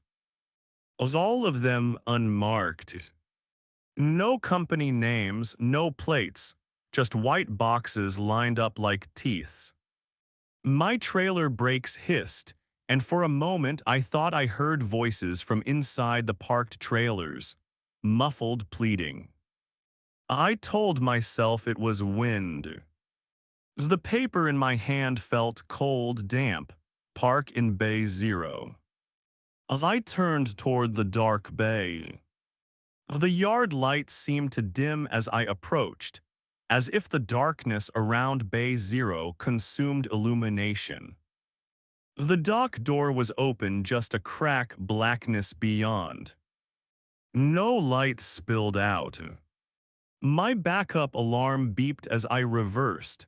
The sound echoed strangely stretched. Well, then it stopped. Not because I stopped backing, but because the alarm had been swallowed. I felt pressure in my ears like altitude change. The air smelled of old books and mildew. The dock bumpers touched my trailer with a soft thud. My rig settled, and the engine died. The dash lights went out. Silence. I sat gripping the wheel, breath loud. Outside my windshield, Bay Zero's darkness seemed to pulse faintly. A knock came from the trailer. Three slow knocks. I froze. This was archival paper, boxes, no people. Another knock closer. Like someone tapping from inside the trailer wall. I grabbed my flashlight and stepped out, legs shaky. The yard behind me looked farther away than it should, as if the space had stretched. The other dock's numbers blurred in my vision. I walked to my trailer doors. The seal was intact. The knocks came again, and this time a whisper followed, muffled but clear. Lyles. My blood went cold. I hadn't told anyone here my names. I backed away from the doors. The dock door of Bay Zero opened wider by itself, a slow inhale. The blackness inside seemed thicker than dark. It smelled like damp paper and something metallic. A voice came from that darkness, calm, administrative. Deliver records, it said. As I swallowed, who are you?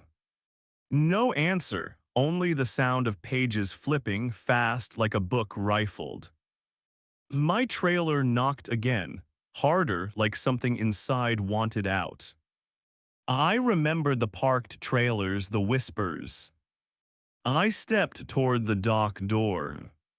My flashlight beam hit the edge of the darkness and stopped, as if the light couldn't enter. Inside I saw shapes, not clearly but outlines of shelves, tall and endless, stacked with boxes. Archival boxes.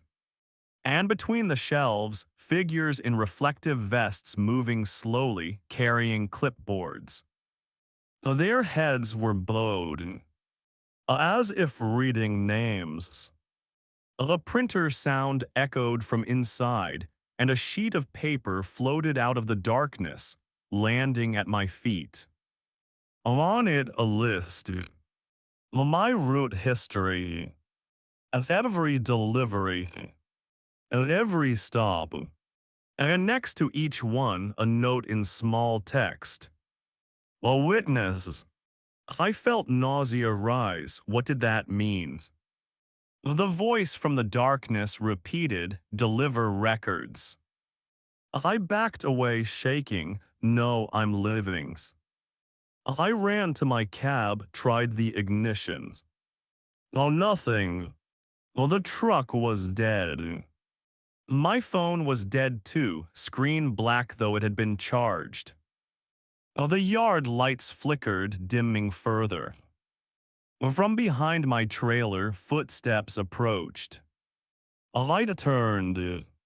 A man in a reflective vest stood there. His face was blank, smooth, like unprinted paper. In his hands was my logbook. The one I kept in my cab. He held it open, pages fluttering. A pen moved by itself, writing.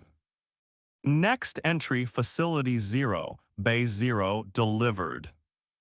No, I whispered, I didn't. The blank-faced man tilted his head. From his smooth face, a slit opened, forming a mouth. On sign, it whispered. My hand moved without my consent, reaching for the pen. As I fought it, muscles straining, but my arm felt heavy, like it was filled with wet paper. The pen touched the page. My signature began to form. As it did, I felt something in my mind tear, like a memory being pulled out. As I saw my mother's face for a second, then it blurred, overwritten by a form number. I screamed, jerking my hand away. The blank-faced man stepped closer, and behind him more figures emerged from the darkness of Bay Zero, reflective vests glinting. They held clipboards. They held printers that spit out pages. All the pages had names. My name. They surrounded my truck.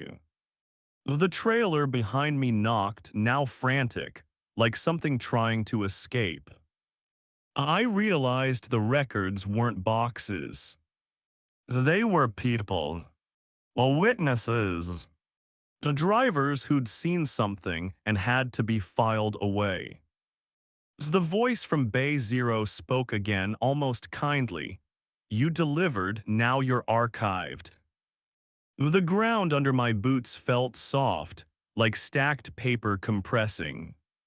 My legs sank an inch. A panic exploded. I ran, sprinting across the yard toward the numbered docks, but the distance stretched. The numbers blurred, my lungs burned. Behind me, the figures moved in unison, silent, like office workers at shift change. The air filled with printer noise. A paper rained down, fluttering around me, sticking to my skin. Each sheet had my name. They clung like wet leaves, and where they touched, my skin went numb.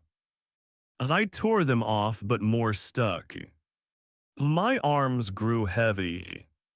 My thoughts slowed, as if my mind was filling with forms. At the gate, the guard stood watching, smiling. I slammed into the gate, rattling it. Open, I screamed. He tilted his head.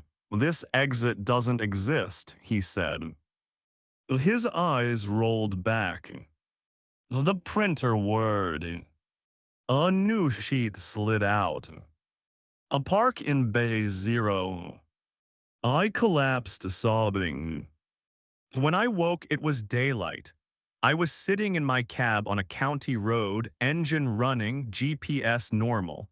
The facility road behind me was gone, just trees. My trailer was still hooked. The seal was intact. I drove to Pittsburgh, delivered to the address on the paperwork. The receiving clerk looked confused. We weren't expecting archival records, he said.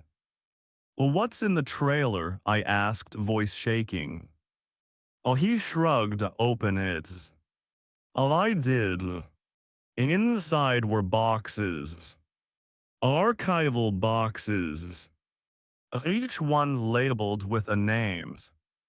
Dozens of names. Some I recognized from trucking forums. Missing drivers, unsolved cases. And on the closest box, in neat black print, ZYLEPATTRSON. Witness. At asterisk story 9, the highway rest stop where sleep was a currency. The first time I blinked, I lost 10 minutes. It wasn't the normal drift of fatigue. It was a clean slice, like someone cut film out of my night. 1 second I was staring at the glowing soda machine inside the rest stop, thinking about caffeine. The next, I was outside by my truck again, cold wind in my face, and my hands were covered in dried blood I didn't remember getting. My ELD showed I'd been off duty for 10 minutes. But I hadn't stopped moving. My name is Teresa Delgado, and on September 17th, 2023, I was hauling a mixed load, furniture and small appliances from Indianapolis to Newark. I'd been pushing my clock hard, chasing a delivery window. I told myself I could make it. Then my eyes started burning and the highway lines began to double. I took a rest stop on I-76 in Ohio, the kind with vending machines and fluorescent lights. It was 0203. The lot was half full. Inside the rest stop, the air smelled of stale coffee and disinfectant. A man in a reflective vest stood by the bathroom entrance holding a clipboard. "Name," he said as I walked in. I slowed, "Excuse me." He smiled without warmth. "Name and how much you're willing to sleep." I laughed nervously. "What?" He pointed to a sign on the wall. I hadn't noticed it at first because it looked like a normal safety poster. But it read, "A sleep exchange. 10 minutes for one question.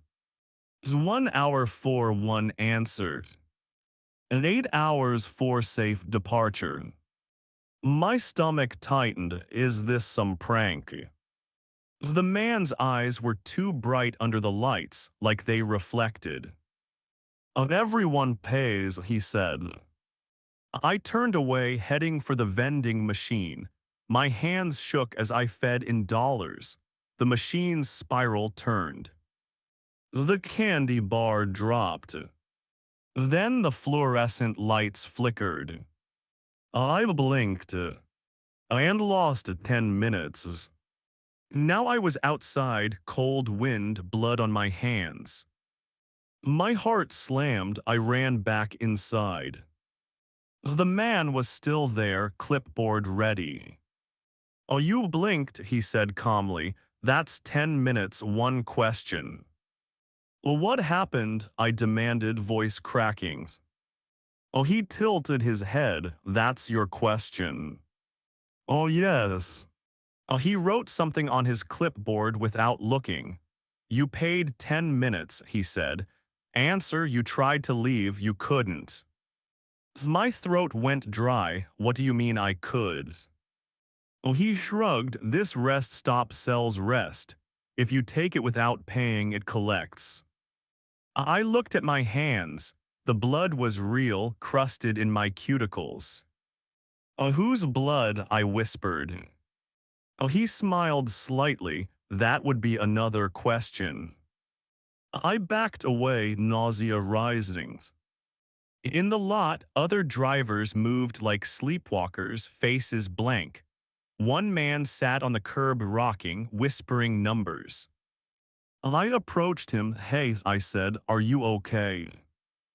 He looked up, eyes red-rimmed. "I owe 6 hours," he whispered. "They took my dreams, they took my wife's face, I can't remember her." My skin prickled. I ran to my truck, climbed in, locked the doors. I started the engine. The headlights came on. But the lot outside was wrong. The other trucks were gone. The rest stop building was farther away, stretched, like a bad perspective. My dash clock still read 0203. I put it in gear and pulled forward. The exit lane looped back into the lot. I tried again. Last name. The rest stop was a cul-de-sac in time. My radio crackled. A woman's voice, tired, whispered, "Don't sleep here for free." Who is this?" I said, gripping the mic. "Someone who paid 8 hours and still can't leave," the voice said. "They keep resetting the clock, they keep taking." The panic tightened my chest. I couldn't stay, I couldn't lose my mind. I got out and marched back inside, toward the clipboard man. "I'll pay," I said. "Tell me how to leave." He nodded. 8 hours for safe departure, he recited. Or you can bargain. I don't have 8 hours, I snapped. He leaned in. Everyone has 8 hours, he whispered. They just don't know where they're stored. I swallowed hard. Fine, take it. He smiled and held out his clipboard. Sign, he said. The paper was blank except for a line. I hesitated. What am I signing? He shrugged. Sleep. My hand shook as I took the pen. The moment the tip touched paper, exhaustion hit me like a hammer.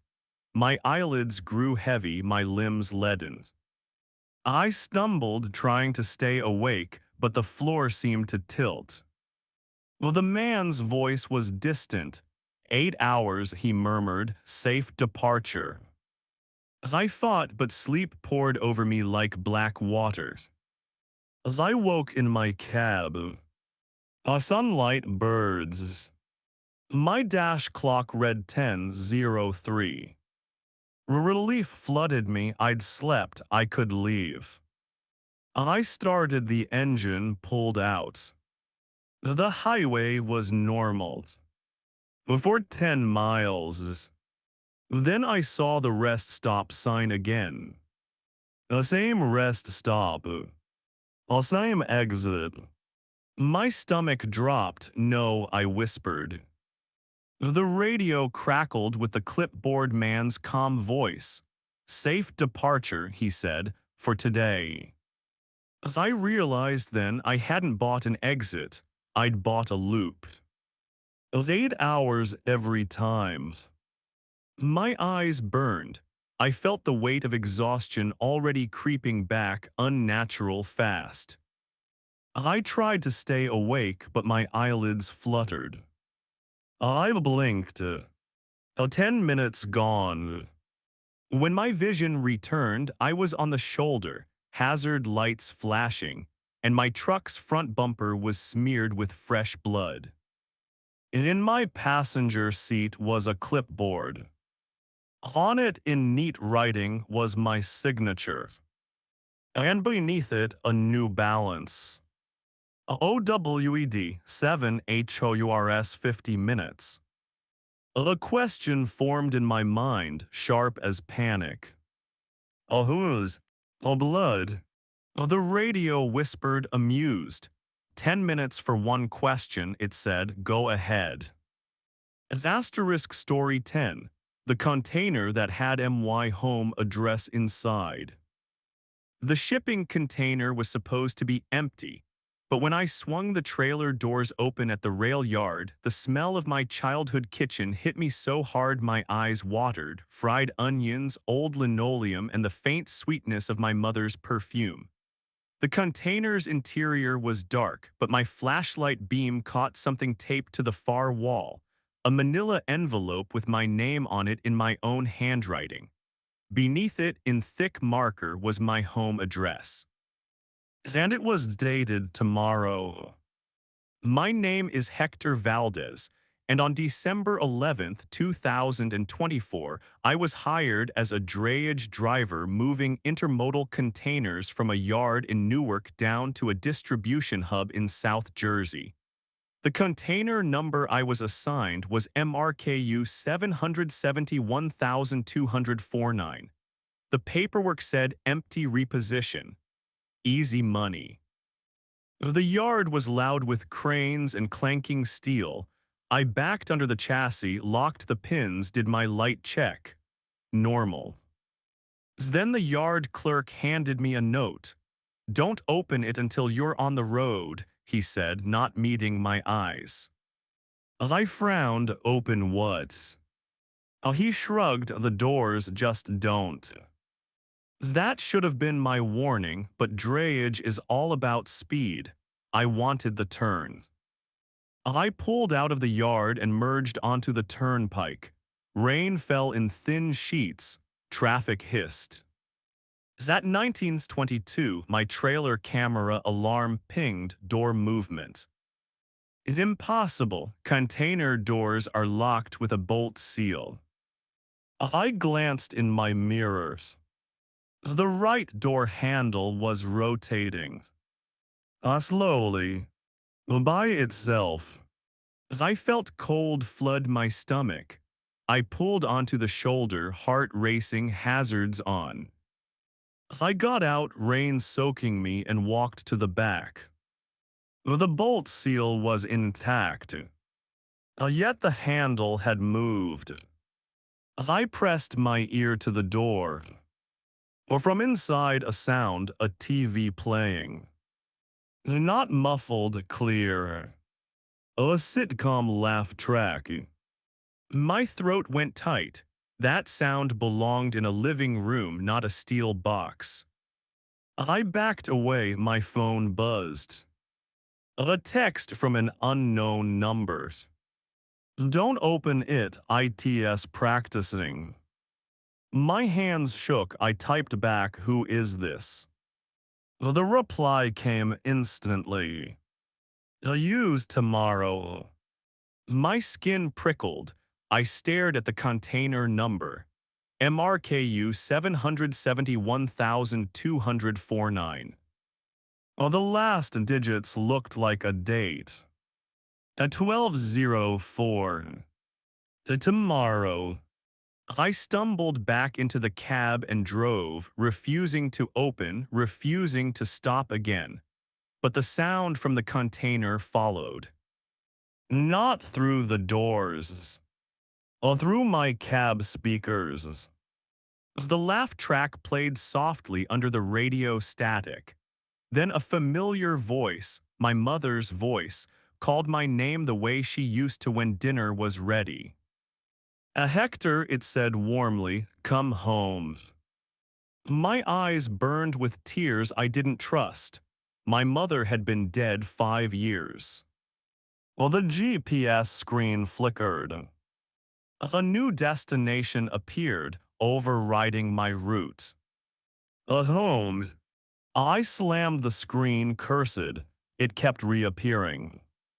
The container behind me thumped once, like someone knocking from inside. Then again. Then a rhythm I recognized from childhood, 3 knocks, pause, 2 knocks. Our old code when my hands were full. As I nearly lost control of the wheel. The highway signs changed subtly. Exits I knew were missing. Others appeared with names that made my stomach drop. VALDZ Ave. Mother's house. I hadn't seen those on the turnpike. The rain intensified, and the road ahead shimmered like it was turning into a neighborhood street. My radio crackled with my own voice, tired, older. Don't open it, it said. If you open it, it learns enough to replace you. I gripped the wheel until my fingers hurt. How do I stop it? I whispered. Deliver it, my future voice said, to the address inside. Then don't go home, no matter what you hear. My chest tightened. What address? Silence. The container thumped again, harder, and I felt the trailer sway, as if something inside had shifted weight. The smell of my childhood kitchen seeped into my cab vents. Impossible, making my stomach twist with hunger and dread. I drove toward South Jersey, but the GPS kept rerouting me toward my old neighborhood in Elizabeth. At 20:03, my phone buzzed again. La photo. It showed my front door. Or from the inside. Someone was standing in my hallway holding my keys. My breath stopped. Another text. ITS already there. I felt panic like a heart attack. I called my sister, no answer. I called 911, the call failed, no signal. The container behind me began to vibrate. A low hum that resonated through the frame like a voice clearing its throat. My dash lights flickered, and for a moment, my reflection in the windshield wasn't mine. It smiled. I swerved, correcting. Ahead, an exit sign appeared that wasn't on any map. The delivery VALDEZ residence. The sign's reflective letters looked handwritten. I took the exit because my body moved before my mind decided. The ramp descended into a street that looked like my childhood block. Same cracked sidewalks, same maple trees, same smell of wet leaves. But the houses were wrong, slightly off, like a dream version. My old house S. Tattooed at the end, lights ons. The porch light flickered in the exact pattern my father used to fix when it went out. My throat tightened up painfully. The container behind me thumped rhythmically, excited. I parked across from the house, shaking. The front door opened. My mother stepped out. She looked exactly as she had when I was 12, hair curled, apron on, smiling warmly. Hector, she called, you're late, bring it inside. My eyes flooded with tears. Grief and longing hit me like a punch. But her shadow on the porch was wrong. It was shaped like a shipping container. My phone buzzed again. One last message from the unknown number. Don't look at her too long. I tore my gaze away, heart pounding. I stumbled out of the cab and walked to the container doors, rain soaking me. The bolt seal was still intact. My hands shook as I cut it. The moment it snapped, the air went still. The neighborhood sound, distant cars, dogs vanished. Only my breathings. I swung the doors open. Inside the container was my house. Not a model's. A real hallway with my family photos on the wall. The same scuffed floor, the same smell. And at the end of the hallway, a door slightly opens. Behind it, I heard myself breathing. A slow, patient. My mother's voice came from the porch behind me, closer now. Bring it inside, she repeated, tone sharpening. In the container hallway, footsteps approached. My footsteps. I backed away, shaking, but my feet felt glued to the wet pavement. A figure emerged from the containers. It was me. But its skin had the dull sheen of corrugated steel, and its eyes reflected the porch light like mirrors. It smiled with my mouth. Holmes, it whispered. It stepped toward me, and as it did, the neighborhood around us warped, stretching, as if reality was being folded into the container's interior. I screamed and ran, not toward the house, not toward the container, but down the street away from both. Behind me, I heard the container doors slam shut with a sound like a coffin. The porch light went out. When I reached the end of the block, the street ended in darkness like a wall. No exit. As I turned back, the house was gone. The street was a dead-end cul-de-sac. My truck was parked alone, hazard lights blinking. The container was gone. Only the cut bolt seal lay on the wet asphalt, still warm. My phone rang. Caller ID me's. I didn't answer. But the voicemail played anyway through the speaker in my own voice. Hector, it said softly from inside the container that wasn't there. Come home, I'm practicing your life.